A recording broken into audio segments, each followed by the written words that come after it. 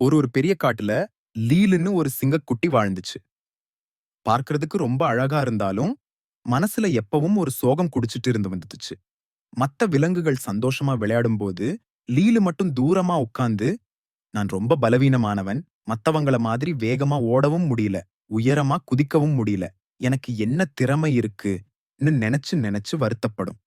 ஒரு நாள் லீலு தன்னோட நண்பர்களோட காட்டுல விளையாடிட்டு இருக்கும்போது, ஒரு சின்ன மான் வேகமா ஓடி வரும்போது, ஒரு பெரிய மரக்கிளைகளுக்குள்ள மாட்டிக்கிட்டு முழிச்சுட்டு இருந்துச்சு. அதோட மெல்லிய கால் வேற மாட்டிக்கிட்டு ரொம்பவும் தவிச்சு போச்சு. மத்த பெரிய விலங்குகளால அந்த கிளைய நகர்த்த முடியல.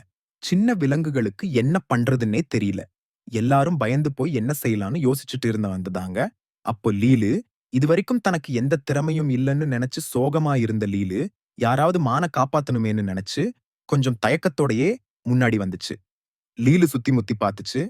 அந்த மரக்கிளை எப்படி இருக்குன்னு யோசிச்சு பாத்துச்சு. அதுக்கு தன்னோட பலம் மேல நம்பிக்கை இல்லாட்டியும், அந்த மான எப்படியாவது காப்பாத்தணும்னு மனசுல ஒரு உறுதி இருந்துச்சு. லேசுல அந்த கிளைய நகர்த்த முடியாதுன்னு தெரிஞ்சும், லீலு தன்னோட கூரிய பற்களையும், அதுவரைக்கும் பலவீனம்னு நெனச்ச தன்னோட வலுவான கால் தசைகளையும் பயன்படுத்தி, அந்த மரக்கிளைய கடிச்சு இழுத்து, உடைச்சு மானை பத்திரமா காப்பாத்துச்சு. மத்த விலங்குகள் எல்லாம் ரொம்ப சந்தோஷப்பட்டு, "லீலு எவ்ளோ தைரியமான சிங்கக்குட்டி. அது மட்டும் இல்லன்னா, அந்த மானுக்கு என்ன ஆகியிருக்கும்னு நெனச்சாலே பயமா இருக்குன்னு" சொல்லி லீலுவ ரொம்பவும் பாராட்டுனாங்க. அன்னைக்கு தான் லீலு தன்னோட உண்மையான பலம் என்னன்னு தெரிஞ்சுக்கிச்சு. அந்த நாள்ல இருந்து லீலு தன்னைப் பத்தி தாழ்வா நினைக்கிறது நிறுத்திடுச்சு.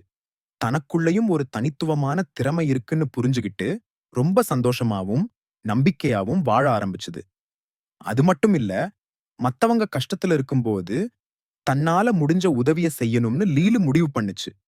இந்த கதையிலிருந்து நாம என்ன தெரிஞ்சுக்கிட்டோம்னா, நம்ம எல்லார்கிட்டயும் தனித்துவமான திறமை இருக்கு. சில நேரம் அது என்னன்னு நமக்கு தெரியாம இருக்கலாம். ஆனா, நம்மள எப்பவும் குறைவா நினைக்கக் கூடாது. நமக்கு கிடைக்கிற ஒவ்வொரு வாய்ப்பையும் பயன்படுத்தி, நம்ம திறமையை வெளிக்கொண்டு வரணும்.